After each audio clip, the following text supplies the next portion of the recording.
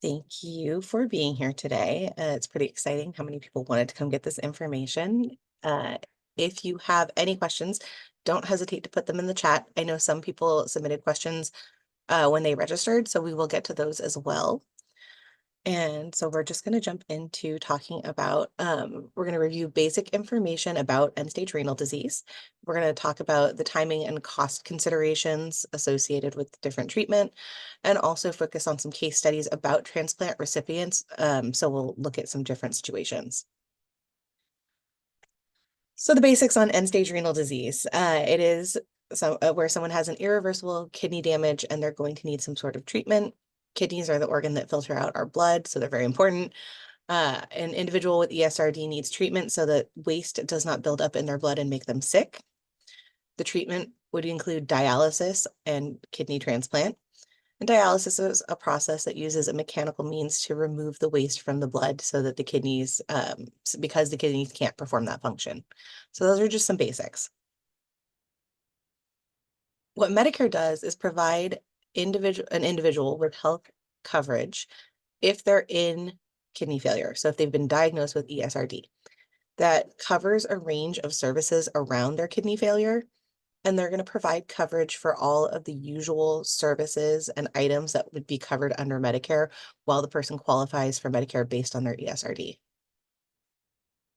This includes things like kidney transplants, hospital inpatient dialysis, outpatient dialysis from a Medicare certified hospital or freestanding dialysis facility. It could also include home training to be able to do dialysis at home, sometimes called self-dialysis. So they would get trained and then be able to do that at home or in their home setting. And that includes training, equipment, supplies, and any medication related to the treatment. Medicare will also cover immunosuppressant drugs after a kidney transplant. And we're going to talk about the conditions for that. And then medical nutrition therapy services are also covered by Medicare for this. So how do we become eligible for Medicare and also get enrolled? I think that's usually a good question people ask.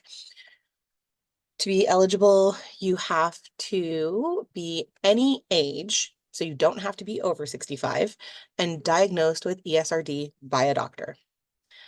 You have to have enough work history from yourself or a spouse, or in some situations, a parent, if you are young and don't have the opportunity to have gotten enough work history and earn those credits with Social Security.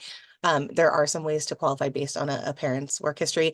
I tried to get a little more clarification from my contact at Social Security, and she did not get back to me with the specifics, but if you have follow-up questions on that, we can definitely get you information. So because of the kidney failure, you'd be able to apply for SSDI. Or no, I said that wrong. If a person qualifies for SSDI, then normally there's a 2-year waiting period, but with kidney failure, there's not the waiting period. So ESRD is actually something that gets fast-tracked and you don't have to wait 24 months to get the Medicare. That's what I wanted to say. For people who retire through the Railroad Retirement Board instead of Social Security, they will handle the enrollment and the qualifying. So if someone is still working but would retire through the Railroad Retirement Board, they're going to help with qualifying for the Medicare. If you have questions, you can contact Social Security. That is our national line. I will tell you, you'll wait on hold. It's just very hard. If you can find your local Social Security office number, you will probably have a better chance of not spending all day on hold trying to reach them. And there are some ways to look that up, but that is not something I'm going to dive into right now. It's just a tip.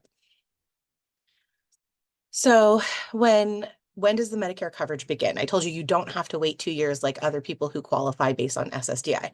So when it comes to qualifying based on ESRD, it's when a couple of things have to be met here. They're either receiving dialysis at a facility, or they've done the training to do self-dialysis at home, or they're able to get a kidney transplant. So if they never got to the point of dialysis, but they moved very quickly into a kidney transplant, that could also trigger the qualifying for ESRD Medicare. So if you're doing dialysis at a facility, there is a 3-month waiting period before Medicare will kick in. The coverage begins on the first day of the fourth month of dialysis. So even if your first month of dialysis was like midway through the month or towards the end of the month, that's still month one. You'll do months 1, 2, and 3. And then on day 1 of month 4, Medicare will be applying its coverage.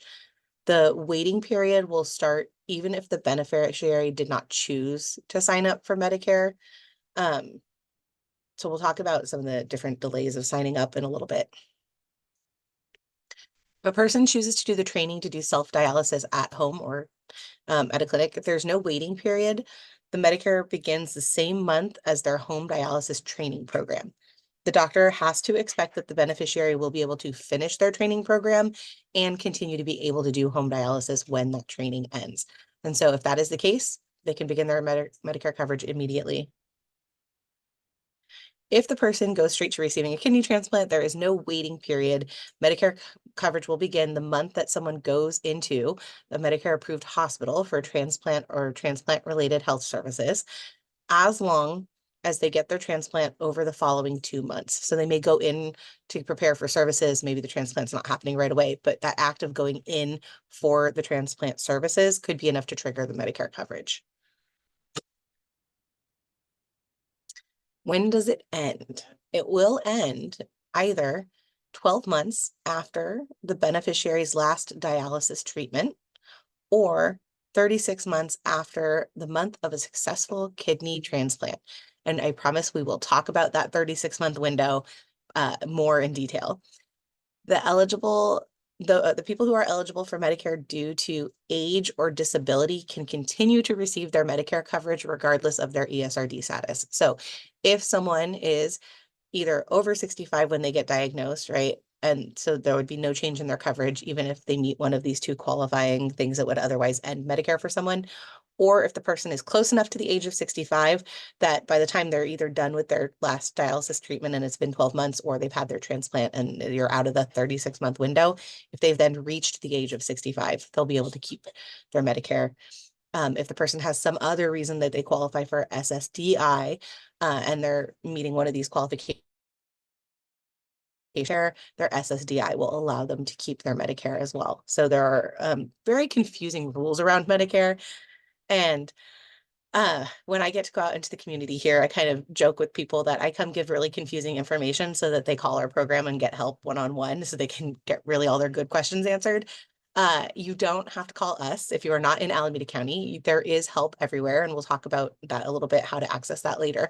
But I just want to reassure you, I know that this is a lot of information. I know that it can feel very confusing, but there's definitely help wherever you are. So let's talk immunosuppressant coverage. After getting a transplant, the person with end-stage renal disease needs to take some immunosuppressant drugs for the rest of their life to keep their body from rejecting their donor organ. Medicare is going to cover these drugs differently depending on the circumstances of the transplant. So let's look at some of that. If the transplant is in a Medicare-approved facility, Medicare Part B will cover their immunosuppressant drugs as long as the beneficiary had Part A at the time of their transplant. And if the person needs to, they can enroll retroactively in Part A within a year of a transplant, or as long as the person has Part B when they are getting their prescriptions filled. So then the coverage will be done by Medicare. People who are eligible for Medicare only because of their ESRD diagnosis. Part B will cover their immunosuppressants until their Medicare ends in that 36 months after their transplant. So the immunosuppressants will be covered for all 36 months. And then if the person no longer qualifies for Medicare because that time has been met and they don't have any other condition that would keep them in Medicare, right, like age or SSDI status, then the coverage would end. There is a bill that was passed, and I will talk a little bit more about it. So it is actually possible for some people to continue to get Medicare Part B to pay for immunosuppressant drugs after the 36-month window if they have no other coverage. But we'll talk about that a little bit more. People who are eligible for Medicare due to age or disability will continue to have Medicare Part B. And so their drugs will continue to be covered after that 36-month window because they're going to continue to be enrolled in Medicare. If the person has Part D coverage, it could cover immunosuppressants if the individual did not have Part A at the time of their transplant. Part D coverage of immunosuppressants might mean the cost to get the medication is higher than when it is covered under Part B. There could be additional restrictions because the Part D drug plan may require prior authorization for those medications, and the beneficiary might be limited to the network of pharmacies that fall within that Part D medication plan. So if the person can get it through B, right, there's more benefits to being able to do it that way, but it is also possible that it could be covered under Part D if they don't have that A at the time of their transplant. And beneficiaries should look for, if they're going to look for a Part D plan, they should look for the plan that has the fewest coverage restrictions and preferred pharmacies and network. How do you know? That is also another very complicated piece of information that you might not even know where to start looking. And that is absolutely something that any HICAP or SHIP program can help you do. We're able to do, they use a tool on Medicare.gov called the Drug Plan Finder. Anyone can do it. You don't have to get our help. You could just go to Medicare.gov to do it. But if you don't want to do it by yourself, or if you're like, this is really hard and I just want someone to help me, we are happy to do that. Our office does it for people in Alameda County, but no matter where you are, there is someone who can do this with you. Okay, we're going to transition into different types of insurance coverage and how they work together. And I saw someone put in the chat, they were hoping to talk about coordination. So this is where we're going to transition into some of that. If you have questions about anything that we've gone over so far with qualifying and the coverage, make sure you're putting those in the Q&A. So the coordination period is a 30-month coordination period. If someone has job-based insurance or retiree coverage, or they're currently on COBRA, when they become eligible for the ESRD Medicare, they do not have to enroll in Medicare right away. They can keep their other coverages, their primary coverage, and delay their enrollment in Medicare. The group health plan, that is the plan that you're enrolled in, will remain the primary insurer for 30 months, beginning the month that the beneficiary first becomes eligible for ESRD Medicare. We just went over when that is, right? Depending on when they start dialysis or if they move straight into a transplant. So these rules are different from the coordination of benefit rules if someone is in Medicare because of age or disability. ESRD is its own special thing when it comes to Medicare. So these rules might sound different if you're talking to just someone who's in Medicare for other reasons. So whether job-based insurance pays as primary or secondary will depend on the size of someone's employer, if they're Medicare eligible due to age or disability. If the person has end-stage renal disease, then automatically that the employer coverage or the group health coverage is primary for those first 30 months. During the 30-month coordination period, the group health plan, right, that is any other insurance that they're enrolled in, not their Medicare, must pay first. And the ESRD Medicare will pay second for any healthcare costs. If the person does not have any other insurance, then they're going to enroll in Medicare and that will be their primary payer because it's their only insurance. During that coordination period, the coordination begins the month someone becomes eligible. The group health plan will pay primary during those whole 30 months, and the individual does not have to enroll in Medicare at that time. They can delay their enrollment to when that period is ending if they don't want to have to pay premiums, right? Because Part B does have premiums. If they don't want to have to pay those during that 30-month period, they can just delay enrollment. When the coordination period is ending, the Medicare will become the primary payer. That change will occur automatically, and the individual should enroll in ESRD Medicare before the coordination period ends to ensure that they have primary coverage. So if you're getting close to month 30, that's a really good time to either enroll in Medicare or talk to someone to get help enrolling in Medicare. And they'll help you figure out how to do that transition so that when month 30 comes, you're not left without insurance waiting to enroll in Medicare. So how do you make your Medicare enrollment decision? Like, how do you know if you should do it sooner or later, wait the 30 months? The individual may want to enroll in their ESRD Medicare, even if they have a group health plan. If the care is going to be expensive under their group health plan and they want the additional healthcare coverage through the Medicare.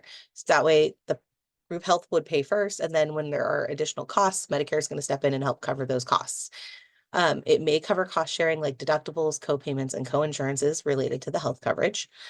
If the person receives a kidney transplant and they want Part B to cover their immunosuppressant drugs, they're going to have A at the time that they're going to get their transplant. So that's also a reason a person could choose to enroll in their Medicare before the end of their 30-month coordination period.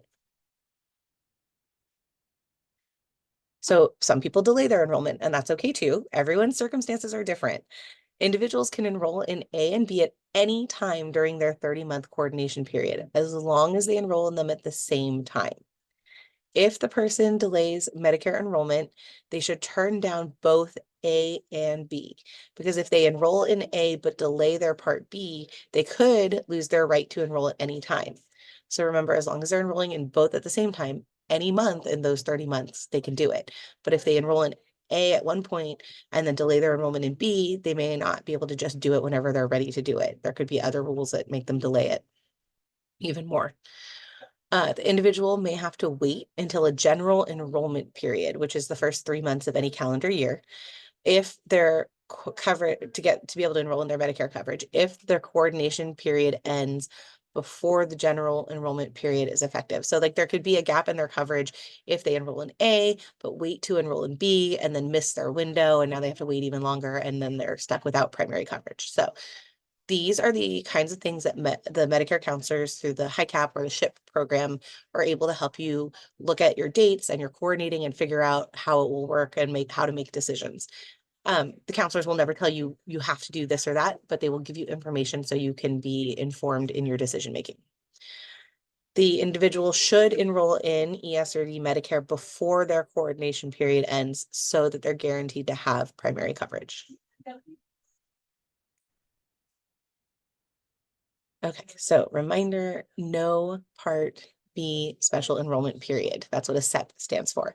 So if someone is eligible for ESRD Medicare, but they don't, and they're not enrolling in Part B, there is not a special enrollment period that does happen for people who are not diagnosed with ESRD when they're working still and delay their enrollment into Medicare. If they stop working and lose their work coverage, they're going to have this special enrollment period, but that period does not apply if someone is qualifying for Medicare based on end-stage renal disease. So that's why we're talking about figuring out when is the appropriate time to enroll.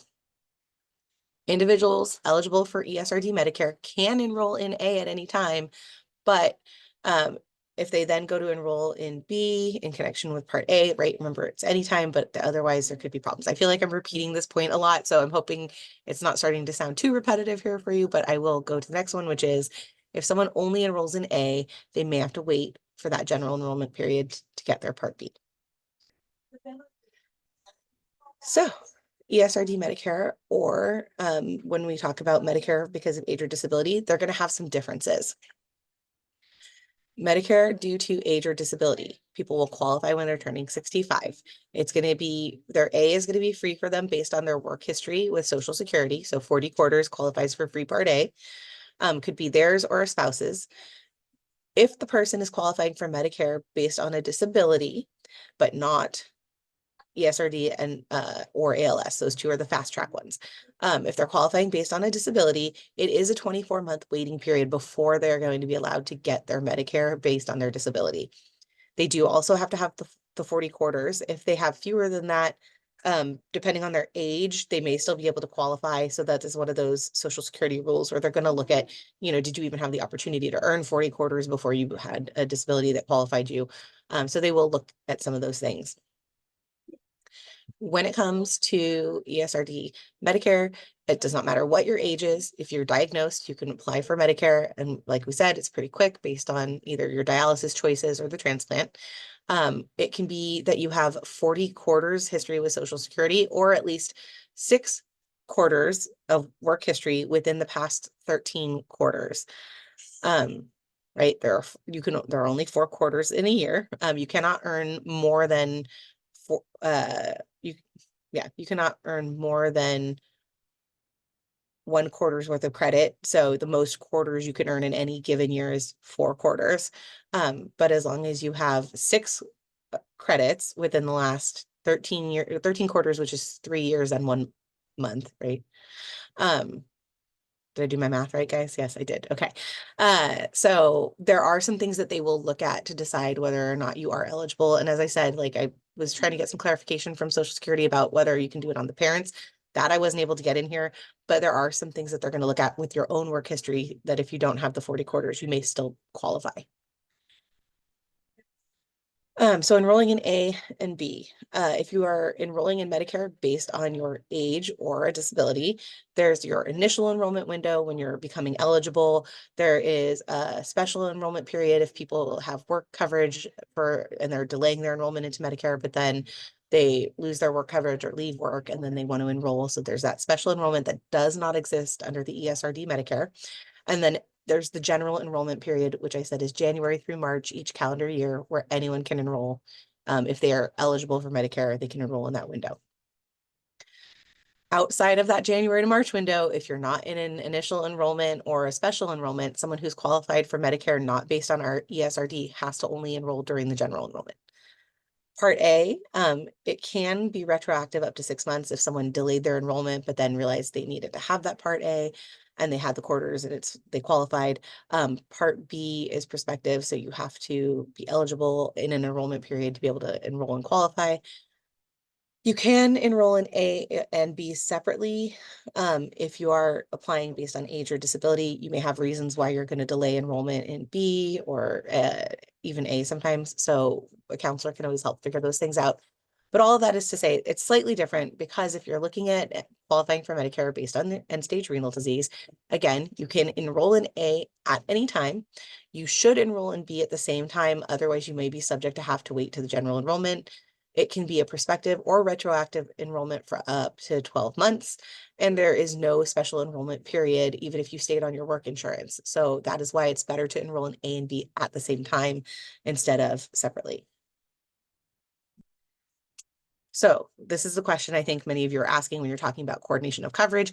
Who's paying and who pays first? If a person is on Medicare based on age or disability, it could be that they're on a retiree plan that supplements their Medicare. Medicare is their primary payer.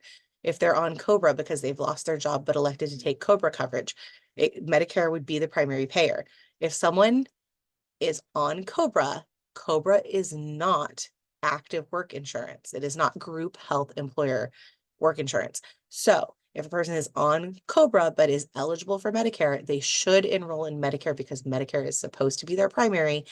And if COBRA finds out you were eligible for Medicare but did not enroll, they can ask you to repay anything that they paid out as primary because you should have been enrolled in Medicare. It's side note, but a really important one that I just want to make sure I'm sharing. If you ever have questions about COBRA coverage in Medicare, again, this is the kind of stuff that a counselor at HICAP or SHIP can help with. If the person, yes. I'm just going to interrupt you. Just a quick question while you're talking about COBRA. Somebody asked, what is COBRA? If you could just quickly explain that. Consolidated Omnibus, something. I should know what it stands for. It is coverage that you can elect. It's health coverage that you can elect to take if you, typically it's like if you're fired from a job and you want to maintain the health coverage that you had at that employer. They say, okay, it'll cost you X amount of dollars to basically buy the insurance on your own and still have the coverage. And it's generally pretty expensive. If you have other options besides COBRA, you may want to look at those options because they may be less expensive. And also like it really just depends on a lot of things. Sometimes people are very attached to the coverage that they had and they're not ready to make a change, so they are willing to pay the higher amount with the COBRA. But it is something that was passed a long time ago that allowed people to continue to have health coverage if they lost a job. And it only lasts for a certain period of time. In California, there's some additional time that you may be able to get that coverage. I know not everyone on the call is from California today, so I don't want to, again, like go too deeply into the COBRA rabbit hole here, but it is health coverage, but it is not active employment coverage. And that is why the coordination and the primary is really, really important because you don't want like a year later that you've been using COBRA for them to say, hey, you were Medicare eligible this whole time, so now you have to pay us back basically everything we paid for. And if that, and it does happen sometimes, and if it ever does, please contact your local SHIP or HICAP, because there are advocates who can help try and figure out if you're eligible for anything that can help work out the situation. So I will also just go to the who pays first. It's if the person is eligible for Medicare based on their age, but they are continuing with their group health plan. If that employer has more than 20 employers, Medicare will be secondary. If they have fewer than 20 employees, I think I said employers, sorry, if they have fewer than 20 employees, Medicare is their primary. So there are some rules that if it's a small company, the small company can make Medicare be the primary payer of insurance. And then also if they're eligible based on disability and they have employer group health plan, if that employer has more than 100 employees, Medicare will be secondary, but if they have fewer than 100 employees, Medicare is primary. Now, I recognize that I am throwing a lot of information at you, and these are a lot of rules and things that, like, if they're not relevant to you at this moment, you're probably not going to retain them, and that's okay. What I want you to know is that if they ever have questions about these things, there are places you can go for support and for answers, and you don't have to remember everything I'm saying right now. So now we'll talk about how Medicare is going to work with the ESRD coverage, and that is if you have a retiree plan, right? Medicare is going to be secondary for those first 30 months and then primary thereafter. If you are on COBRA, you remember you don't have to take your Medicare right away if you're qualifying based on ESRD. So that rule about Medicare being primary does not apply if you have end-stage renal disease and you're on COBRA. You can keep the COBRA and let it be primary for those first 30 months.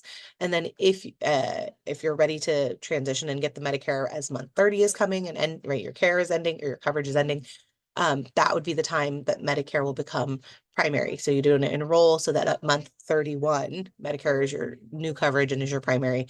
And most likely at that point, it would not be worth it to continue paying for COBRA. But again, COBRA is kind of its own snake that we'll deal with another day.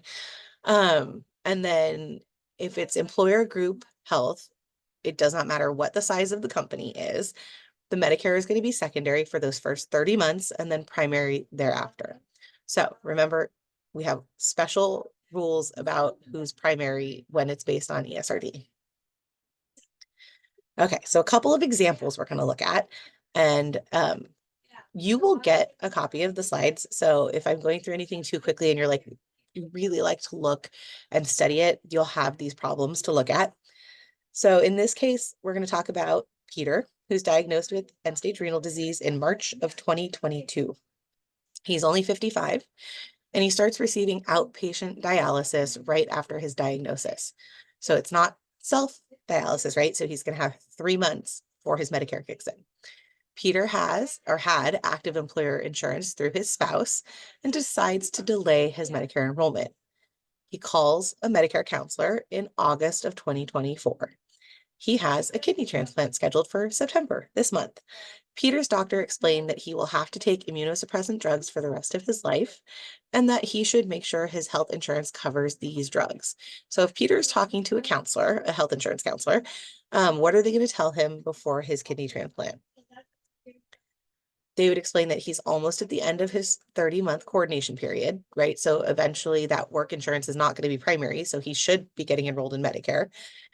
He became eligible in June of 2022 because his diagnosis was a few months before that. He will become, Medicare will become his primary payer on October 1st of 2024. So he really wants that in this month, September, to make sure he is enrolled in A and B. Otherwise, he's going to have no coverage starting on October 1st because the work insurance will no longer be a primary. So even if he didn't actively enroll, Medicare is set to become the primary, and that's why it's really important that he knows that that window is closing. He should enroll in A and B together before his transplant surgery, and then B will cover his immunosuppressant drugs after surgery. Peter will have Medicare as his primary coverage when the 30-month coordination period ends. So it's a good thing Peter decided to talk to a counselor right before his transplant. And if you have questions, please feel free to put them in the Q&A. I'm just going to go through each of these, and then if we need to, we can come back to them. Okay. Jenna calls a counselor And it's August of 2024. So this was last month, Jenna called. And sorry, I'm checking my time. I have 5 minutes. Okay. Jenna calls the counselor because she has some sort of significant out-of-pocket costs with her employer group health plan that the costs started back in November of 2023. She is 55 and she lets you know she had a kidney transplant in 2022, but Social Security told her she was not eligible for Medicare. She did reach out to the SHIP, which is the state health insurance program, to make sure that that is correct. So the counselor's going to ask her some questions and make sure that they have all the right information before giving her some advice here. The counselor's going to ask when she started dialysis, and she's going to let them know she started self-dialysis in May of 2021. Her kidney transplant was in July of 2022. And that means because of the 30-month coordination period, right, from the time she had started her eligibility for Medicare coverage, that coordination period ended in October of 2023. And that is why in November, her costs changed, because Medicare should have been her primary at that point, but she did not enroll in Medicare. So now that she has had her transplant, that period of 36 months of continued eligibility and Medicare coverage will end in July of 2025. So the question is, can Jenna enroll in Medicare? Remember, this was supposed to be in August, so we're just going to stick with, could she have enrolled in Medicare in August last month? And can it be retroactive? Yes, she is eligible for Medicare due to her end-stage renal disease, and she can enroll in the month that she's finding out that she, in fact, is eligible.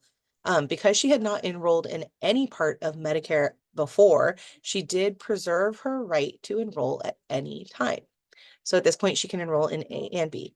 Yes, she can choose retroactive coverage for up to 12 months under her Part A. So she can backdate Part A and B to November of 2023, when Medicare would have become her primary coverage. And her high out-of-pocket costs with her employer group health were because she didn't have primary coverage and they were only covering the secondary costs, and that's why her costs changed. So her coordination period ended in October, and that's when the cost changed for November. So she's got the ability to go back and at least do the application and get her coverage. That means that the person she had talked to, I'm going to go back one slide, the person that she had talked to from Social Security gave her incorrect information by telling her she was not eligible for Medicare at that time. If you have questions about the Jenna example, please put them in the Q&A. In this one, we're going to look at Mark, who's calling in August of 2024. He's 62 years old and starting dialysis in a facility. Oh, he started dialysis at a facility in April of 2021. He did receive a Medicare covered kidney transplant in July of 2024. So he's enrolled in both A and B, and he does still have an employer group health plan from his current employer. It is a company that has more than 20 people, and he's eligible for Medicare due to his age starting in 2027, right? Because he's only 62 right now, but he does plan to continue working for many years after he becomes eligible for Medicare. Mark would like to drop his A and B, so he only has to pay his employer health premium. Should he do that? He should not drop his A and B, and there are a few reasons. Right now, he is in the period where Medicare is primary. So if he did drop his Medicare, that employer group health plan that he's paying for is not obligated to pay as a primary payer, which would leave him with higher out-of-pocket costs. His 30-month coordination period already ended, right? So that is why he needs to have that Medicare as his primary. He also, if he dropped his A and B, he would have to repay for any Part A benefits. He'd have to repay all benefits paid in the past under Part A, and that could include the cost of his transplant since he was on Part A at that time. So he should not drop A and B. He should keep his Medicare for now. He also asks about Medigaps. Mark lives in a state that only has a federal Medigap purchasing right, and he wants to know if he can purchase a Medigap when he becomes eligible for Medicare due to his age. He will turn 65 in February of 2027, but he does not want to purchase a Medigap right away because he plans to keep working for a few years. So, and in case you're going, why is she talking about a Medigap? What is that? It is a supplement to Medicare. So original Medicare has certain cost sharing and deductibles associated with it. People often will get a Medigap so that it fills in those cost sharing things. They pay an upfront premium to their Medigap, and then the Medigap fills in that cost sharing when a person goes and gets services. That's the simplest answer on what a Medigap is. So let's look at a couple things. Mark will be turning 65 in February of 2027. He will, right now, he's covered under Medicare because of his end-stage renal disease, but that would end in July of 2027 after his 36-month coordinating period post-transplant ends. His employer group would become primary. So if he keeps working at the same job, right, that insurance coverage he's got through the employer right now, would become his primary payer on August 1st of 2027 because he was no longer eligible for his Medicare due to the ESRD. It's only due to his age. So in 2027, in February, when his birthday rolls around, he will be over the age of 65 and have Part B, which triggers his Medigap open enrollment period. That is the first 6 months after someone turns 65 and is enrolled in Part B. So if Mark does not want to purchase the Medigap at the age of 65 because he has the current work insurance, then he could, if he keeps working and doesn't get the Medigap, he could lose his right to a guarantee issue period with the Medigap. When he does retire, he'd have to go through medical underwriting to see if a company is willing to insure him and give him that Medigap. And as a transplant recipient, it is possible that he may not qualify under health underwriting to get the Medigap. I think there's a little bit more on Mark on this next one. So he has two options. He could drop his Part B in January of 2027 so that he does not have Part B when he turns 65.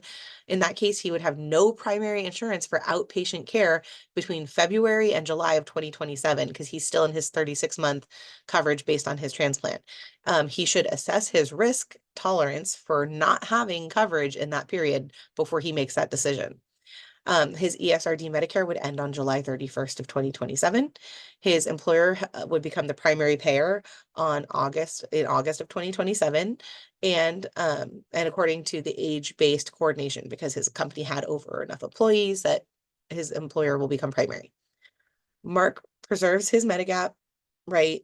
His open enrollment period, and will be able to use that when he retires, as long as that he then enrolls in Part B based on his age eligibility, triggering that guarantee issue period. However, remember, if he does that, he has that like 6-month window between his birthday and when his employer coverage becomes primary, where he has no primary coverage for outpatient services.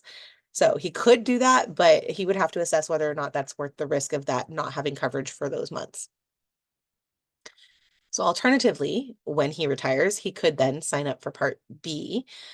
He could get COBRA for a brief period. And then if someone has original Medicare and their employer group coverage, including the COBRA coverage that pays after Medicare, then they do have a guarantee issue right when that plan ends.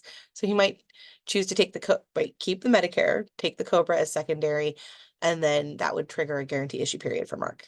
If he has COBRA coverage, he can either buy a Medigap policy right away or wait until his COBRA coverage ends. If he really likes that COBRA coverage and wants to keep it for the entire time he's allowed to, that is an option. He would have to leave COBRA within the 8-month special enrollment period that followed his leaving employer coverage, or he might have Part B penalties. That is getting very into the weeds of the rules of Medicare. And if you have specific questions, not only would I say you could put them in the chat if you want to, but that is a really good reason to talk to a counselor because it's very specific. If he does that, if he waits and delays and does all these things, he would have to apply for his Medigap no more than 63 days after the latest of any of these 3 dates. The date his current coverage ends, the date on the notice he gets telling him that his coverage is ending, if he actually gets a notice that should come but doesn't always come, or on a date that a claim denial. So that might be the only way he knows that his coverage ended. If he gets something denied and he goes, why are they not covering this? So there are a lot of different things that can happen around Medigaps and ending work coverage and all of these things. Again, call if you want help with any of them. I know I'm real close to the end of my time here and I want to give time for questions. But if Mark had a health savings account, this is a special tax rule. If you're contributing to a health savings account, then you may choose to not be enrolled in A because there are tax implications. This is something you can also talk to a tax advisor about. But in this case, the question being, should he participate in the health savings account? No, because he's already enrolled in A. And so there could be those tax implications. If there's money already placed in the health savings account, he does have the right to access and spend that money for qualified medical expenses until it's all spent down. What can't happen after he turns 65 or after you're enrolled in Part A is that you cannot contribute any more into the health savings account. That's when there are tax issues. There's one last case study, but I want to leave time for questions. So I am just going to jump over this one for right now and say, Doris, if you want to ask questions, if we have time, we can come back to this last case study, but I want to make sure I give time for all the people who are on here. Yeah. Okay. Thank you so much. Yeah, I was looking at this case study. I thought, oh, that's a good one too. So I was debating back and forth which one would be good. But yeah, if we have time, which we probably won't, but if any of you feel like you really want to get that one answered as well, this was about when you do get a transplant or need transplant again, how does Medicare address that? But do let us know in the chat or put that in the QA. So we have a question going down the QA. This one's from let me go to the top. From Lauren, patient education. Oh, sorry. This one's from Randy. I had a transplant 3 years ago. I'm currently paying company insurance and Medicare. Do I have to keep Medicare post-transplant? So transplant 3 years ago, you've got the 36 months, right? Where you've got the Medicare. And then at the end of the 36 months after which is 3 years after the transplant, you will no longer qualify for Medicare based on end-stage renal disease. So unless you, and like, again, there can be so many nuances to this, but my quick answer is, unless you qualify based on age or some other disability, you won't be able to keep Medicare after the 36 months. Yes. And unless also you don't have any other insurance because of the immunobill that was passed a couple of So years ago. you don't get to keep Medicare, but you can keep Part B coverage for the immunosuppressants if you have no other coverage, but you don't have access to the full scope of Medicare coverage after the 36 months. Oh, okay. Oh, good. Thanks for clarifying that. And that Yeah. only covers the transplant-related medication for Yes, the anti-rejection. Yeah. exactly. Okay. Thank you. Let's see. Let's jump to Uni. Kim, what about those patients with work permit? Will they qualify for Medicare as ESRD patient? Okay, I'm going to make an assumption here that we're talking about work permit as in they're permitted to work within the United States based on a visa. That's what that question sounds like to me.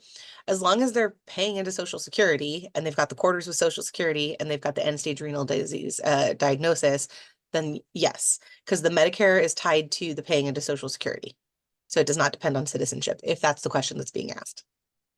Okay, great. Leslie, I see your question. We just answered that about Medicare immunosuppressant. Let's see. Regarding medications related to ESRD, are binders included? Most of the time, phosphorus binders have a copay or share of the cost. Can you confirm? So that's one of the dialysis medications.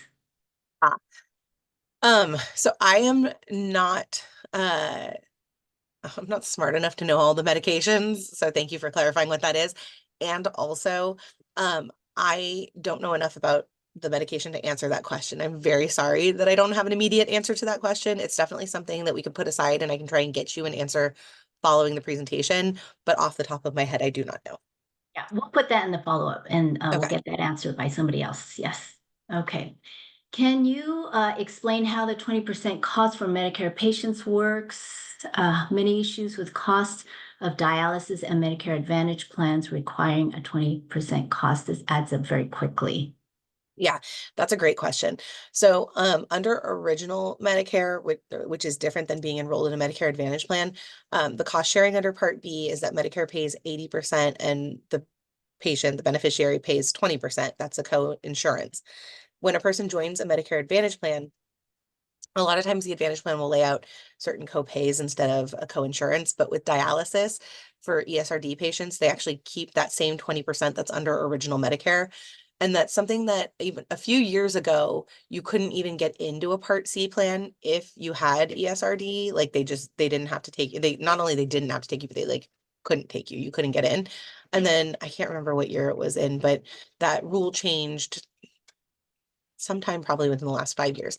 So people with ESRD became eligible to join a Part C plan, but those Part C plans didn't want to have to pick up that cost sharing for the dialysis. So they kept it basically the same as what Medicare is. So when it comes to getting dialysis, there's not really a benefit of being in a Part C plan or in original Medicare. There's still the 20%. What might impact that cost is if you have employer coverage as secondary, they may help pick up part of the cost of that 20%.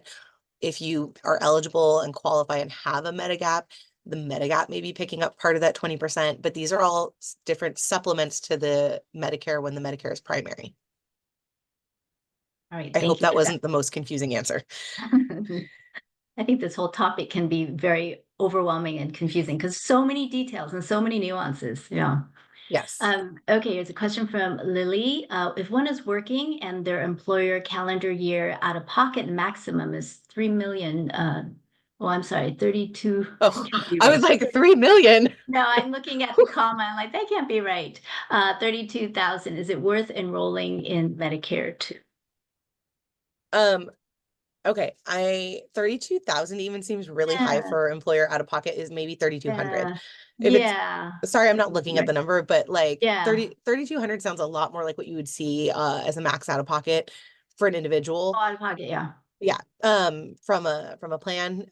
So this is one of the things where I'd want to sit down with the person and look at the different costs that they're going to have associated with their care. Because if they have that 30-month window where the employer coverage is primary and they think that they're going to get close to hitting those costs, like they might want to look at whether it's beneficial or not to enroll in the Medicare and have it help with some of the costs before they hit that out-of-pocket max. But if they're going to have high costs, it might be even better to just hit that out-of-pocket max and not have to pay the Part B premiums. And then everything above that out-of-pocket max is now covered for the rest of the calendar year. So this is definitely one where I'd sit down with them and try and do the math. Yeah. Okay. Because the Part B premium in 2024 is $174 a month. So if you figure you're going to pay that times 12 months, right, just to have the Part B coverage, like that's where I'm doing the math of like, well, 3,200 is not super high for a max out of pocket. So I would do some math with the person. All right. Can you remind us? I know you covered this, but I get this question a lot. How is dialysis paid for during the 3 months waiting period? Ooh, if the person has other insurance, whatever the other insurance covers will, because they're not eligible for Medicare yet, right? So whatever the other insurance covers would be how they could have it paid for. If they don't have other insurance, but they're low income and qualify for well, I was going to say Medi-Cal because I'm in California, but you may be in another state. If they qualify for Medicaid, which we rename Medi-Cal once it gets to California, then Medicaid would help pay for the costs of that. And then at the time that they become eligible to enroll in Medicare, they can enroll in Medicare. And then otherwise, I mean, it would depend on other insurance that they have or qualify for. If a person had like literally no other insurance and didn't qualify for Medicare yet, it could be out of pocket, but nobody wants to be in the situation where they're paying out of pocket. Yeah. Okay. Thank you for that.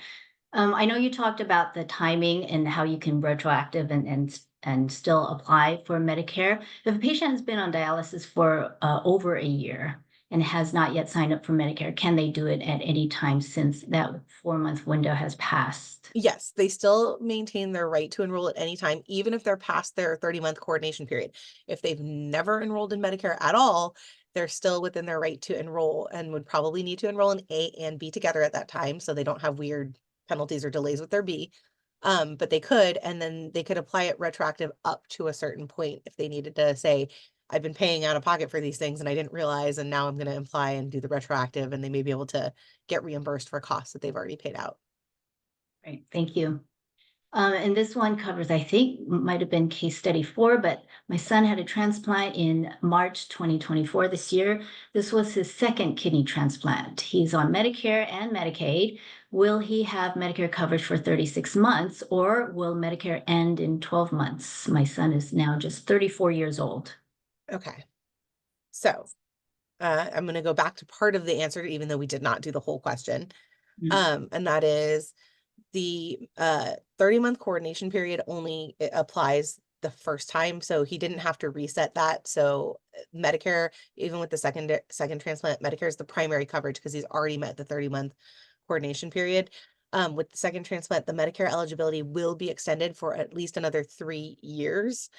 So it says February 2026 in there because that's the example we were using with this particular person. But so with his second transplant having taken place in March, that resets the clock of the 36 months and gives him at least another 3 years from that time to be covered by Medicare. Yeah. Okay, good to know. And the dates are actually pretty close there. Can you qualify for both SSDI and regular Medicare? Again, I think about that. So I think I'm making some interpretations on that question, but qualifying for SSDI is going to be based on a disability that you have.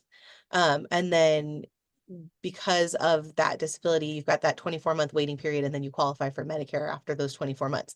If you're qualifying for Medicare because of your ESRD, you don't have to apply for SSDI also. Or even if you do apply for SSDI with your ESRD Medicare, you don't have to wait 24 months because it's going to be based on those dialysis or transplant rules. If at some point you turn 65 while you're qualified because of the SSDI, you then transition over into the retiree age coverage and not you wouldn't be both, but I don't know if that's the question that's really being asked. It's a question we get sometimes, so that's why I'm interpreting it that way, but I might not be answering what they're asking. Okay. Well, Leslie, that was your question. If you want to clarify in the QA or just email us, if that didn't quite answer your question, just let us know. Okay. Please. I just lost my QA. Oh, no, Sorry. there it is. Okay, I think we have one more before we end. How can we find our local Jen if I'm not in Alameda County? Great question. And I actually feel like that leads right into what I know Doris was gonna ask me too. Yeah. So if you are in the state of California, we call it HICAP. HICAP stands for Health Insurance Counseling and Advocacy Program. There is a HICAP that serves every county in the state. If you go on the internet and put in HICAP in your county, it will help direct you to the right one. If you call 1-800 424-0222. I was like, I know Look it up. that. Yeah. Yeah. 424-0222, and you're in the state of California, it will actually route you to your local HICAP. So I know that we are not all in California. If you're out of the state of California, many other states call it their state health insurance program, SHIP. I always like to hit the P real hard on that so no one thinks I said the naughty word. If you look up SHIP and your state or state health insurance program in your state, it will tell you who to call. So there are offices all across the country. Anywhere there are Medicare beneficiaries, someone can get help and get advice around this. You don't have to already be enrolled in Medicare for a counselor to help you. You could be becoming eligible. You want to ask questions. Maybe you're in your 30-month period and you haven't enrolled in Medicare yet. That's fine. You can still call and get help with all of your questions.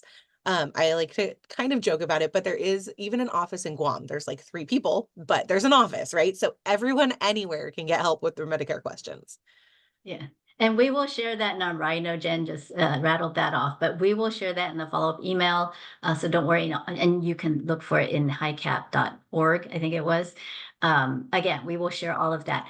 So Jen, I know that, I was going to ask you, what message or a follow-up thought you'd like to leave with us today. I know you talked about some of it already, but Yes. what thought would you like to leave with our audience? I know it's an overwhelming amount of information, and I think the big takeaway is there's someone that can help you with all of this really one-on-one, making sure your specific questions are getting answered and you're getting good advice. I will tack on a little bit. I know I addressed some of the rules, and in one of the examples, the Social Security person gave bad information to the person.